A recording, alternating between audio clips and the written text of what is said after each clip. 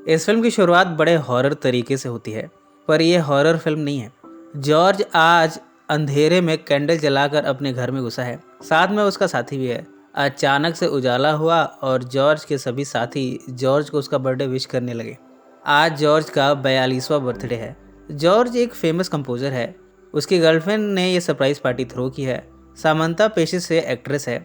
42 candles को George ने एक ही फूंक में बुझा दिया। उसकी फूंक में दम है। जॉर्ज काफ़ी इमोशनल है कि वो 42 साल का हो गया। देखते ही देखते ज़िंदगी बुढ़ापे की तरफ जा रही है और कितने सारे अरमान अभी भी दिल में दफन हैं। समंता उसे समझाती है कि अभी तो बहुत ज़िंदगी बाकी है। जॉर्ज कहता है तुम तो 38 की हो ना, तुम्हें क्या पता है कि 42 साल होने पर कितना दुख होता है। अगली सुबह जब वो ड्राइव पर निकला है तब बहुत सी लड़कियां जॉगिंग करते हुए यहाँ से गुजर रही हैं। जॉर्ज ना चाहते हुए भी अपनी नज़रें उनसे हटा नहीं पा रहा। उसे एहसास हो रहा है कि अब तो ये सभी लड़कियां उसकी रेंज से बाहर जा चुकी हैं। अब वो इन सब को कभी इम्प्रेस नहीं कर पाएगा। रास्ते में उसे एक दुल्हन दिखी है जिसकी आज ही शादी होने जा रही है। जॉर्ज उसे देखता ही रह जाता है। वो दुल्हन भी जॉर्ज को देखती है पर अपनी नज़रें घुमा लेती है। जॉर्ज से रहा नहीं गया, उसने उसका पीछा किया पर वो पुलिस की गाड़ी को ठोक देता है। पुलिस ने जॉर्ज से डॉक्यूमेंट्स मांगे। जॉर्ज तो जल्दी से चर्च में पहुंचना चाहता है पर यहाँ चर्च में उस लड़की की शादी हो रही है। जॉर्ज का लाइसेंस एक्सपायर्ड है। पुलिस ने उसका चालान काटा और छोड़ दिया। जॉर्ज जैसे तैसे चर्च में घुसा है। यहाँ वो छुपकर उस लड़की की शादी होते हुए देख रहा है पर उसके मुंह पर मधुमक्खी बैठी। उसकी वजह से यहाँ के फूल गिर गए। सबकी नज़रें उस पर गई। उसका मजाक बना और अब वो घर पहुँचा है। अब तक हुई वारदातों से जॉर्ज को पता लग गया है कि उस लड़की का नाम जेनी माइल्स है। जेनी बेवर्ली हिल्स के प्रोमिनेंट डेंटिस्ट की बेटी है। अब तो जॉर्ज को टेलीस्कोप से लड़कियां घूरने में मज़ा आने लगा है। उसके ऊपर धीरे धीरे ठरकी का टैग लगता जा रहा है। ये उपाधि उसे उसके दोस्त सैम से मिली है। उसकी गर्लफ्रेंड भी जॉर्ज को ठरकी कहकर डांटती है। गुस्से में सामंता यहाँ से चली भी जाती है। जॉर्ज ने अपने टेलीस्कोप से एक कपल को संभोग करते हुए देखना शुरू किया। अगली सुबह जॉर्ज टेलीस्कोप से देखता है कि सामने के घर में पार्टी चल रही है। लड़कियां नग्न अवस्था में हैं। ये देखते हुए वो फिसल जाता है, नीचे खाई में गिरता है। इतने में सामंता जॉर्ज को फ़ोन लगाती है पर ये महाशय तो इतने गिरे हुए हैं कि फ़ोन अटेंड ही नहीं कर सकते। जॉर्ज के दांतों में चोट पहुंची है।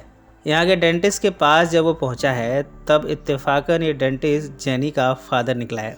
जॉर्ज को डेंटिस्ट से पता चलता है कि जेनी हनीमून के लिए हस्बैंड डेविड के साथ मैक्सिको गई है। अब जॉर्ज को बोलने में तकलीफ है। वो कुछ भी बोलता है तो जिब्रिश साउंड करता है। रेस्टोरेंट में एक लड़की की नज़र उस पर जाती है। जॉर्ज एक्साइटमेंट में अपनी सारी कॉफ़ी अपने ऊपर गिरा देता है। इधर सामंता जॉर्ज से बात करना चाहती है। वो फ़ोन लगाती है पर जॉर्ज की आवाज़ कुछ अलग साउंड कर रही है। सामंता पुलिस को कंप्लेन करती है कि जॉर्ज के घर में कोई चोर घुस गया है। पुलिस यहाँ आती है। जॉर्ज आदत से मजबूर टेलीस्कोप से नंगी लड़कियों को देखे जा रहा है। पुलिस उससे पूछती है कि जॉर्ज कौन है। जॉर्ज के मुंह में तकलीफ है, वो बोल नहीं सकता। राइटिंग में बताता है कि वही जॉर्ज है। पुलिस यहाँ से चली गई पर जॉर्ज अपनी ठरक में सामने के घर में पहुंचा है जहाँ पार्टी चल रही है। अब इन नग्न लड़कियों के साथ वो ड्रिंक ले रहा है। उधर सामंता जॉर्ज के घर पहुंची है और जॉर्ज के टेलीस्कोप से देखती है कि जॉर्ज ये गुल खिला रहा है। जॉर्ज भी यहाँ के टेलीस्कोप से सामंता को देख लेता है। वो सामंता को मनाने आनन फानन में निकला है। जॉर्ज से अब कंट्रोल नहीं हो रहा, लिहाजा उसने मैक्सिको की फ़्लाइट बुक की। फ़्लाइट पकड़ी भी और अब वो मैक्सिको पहुंचा है। कार ने उसे हिलाते डुलाते हुए होटल तक पहुंचा ही दिया। उसके साथ एक से बढ़कर एक एडवेंचर होते जा रहे हैं। उसने कुछ ज़्यादा ही पी रखी है। होटल में परंपरा के तौर पर उसे अनानास दिया गया है वेलकम करने के लिए। जॉर्ज इस अनानास को लिए अपनी रूम की तरफ चला। बेड पर वो लेट गया और बेहोश हो गया। यहाँ का स्टाफ उससे परेशान है। सामंता जॉर्ज से बात करने की कोशिश करती है पर जॉर्ज यहाँ हो तब तो बात हो। इधर रात के समय जॉर्ज पहुँचा है यहाँ के एक बार में। यहाँ उसकी मुलाकात मैरी से हुई है। मैरी उस दिन पार्टी में मौजूद थी जब जॉर्ज वहाँ गया था। इसके बाद दोनों में यहाँ बातचीत शुरू होती है। दोनों ओवर ड्रिंकिंग करते हैं। नशे में दोनों हाई होते हैं और फिर रात भर धुआंधार संभोग करते हैं। जॉर्ज वैसे तो यहाँ जेनी को ढूंढने आया था पर उसे मैरी मिल गई। पर जॉर्ज की नज़रों से वो नज़ारा हट ही नहीं रहा जब उसने जेनी को पहली बार देखा था। उसने उम्मीद नहीं हारी है। अगले दिन आदत से मजबूर वो कुछ लड़कियों को नग्न अवस्था में देखकर एक्साइटेड होता है। यहाँ बीच पर समंदर के अंदर उसकी कुछ लोगों से दोस्ती हुई है पर अब तक उसे जेनी नहीं दिखी जिसके लिए वो यहाँ तक पहुँचा था। जॉर्ज अपना अनानास लिए बीच दर बीच घूम रहा है। फाइनली उसे जेनी स्विम सूट में दिखी है। वो देखता है कि जेनी का हस्बैंड सब बोर्ड पर ही सो गया है। इधर जॉर्ज की नज़रें जेनी से हट नहीं रही, पर जॉर्ज को डिस्टर्ब करने वाले बहुत हैं। जॉर्ज यहाँ कल्पना में देखता है कि वो जेनी के साथ चुंबन क्रिया कर रहा है, उसके साथ डांस कर रहा है, उसके साथ संभोग कर रहा है। जॉर्ज को जेनी का हस्बैंड दिखा है जो कि डूब कर मर भी सकता है। जॉर्ज एक छोटी नाव हायर करने के लिए उसे बचाने जाता है। इस तरह उसने डेविड को बचा लिया। मीडिया ने इन सब को टीवी पर टेलीकास्ट कर दिया। जॉर्ज अब हीरो बन गया है। सैम अपने घर से जॉर्ज को टीवी पर देखता है। वो जॉर्ज से कांटेक्ट करने की कोशिश करता है पर बात नहीं हो पाती। समंता भी जॉर्ज को देखती है। उसे हैरानी हो रही है कि जॉर्ज मैक्सिको पहुंच गया है। इधर जॉर्ज के पीछे तो मीडिया वाले पड़ गए हैं। उसके हीरोपंती की तारीफें हो रही हैं। रात को जॉर्ज जब पियानो बजा रहा है तब उसे बार बार जेनी की याद आ रही है। डेविड इस समय हॉस्पिटल में है। सनबर्न की वजह से उसे एडमिट किया गया है। जॉर्ज जेनी के घर पहुंचा है। जेनी उसे अपने घर में इनवाइट करती है। वो भी अब जॉर्ज से इम्प्रेस्ड है।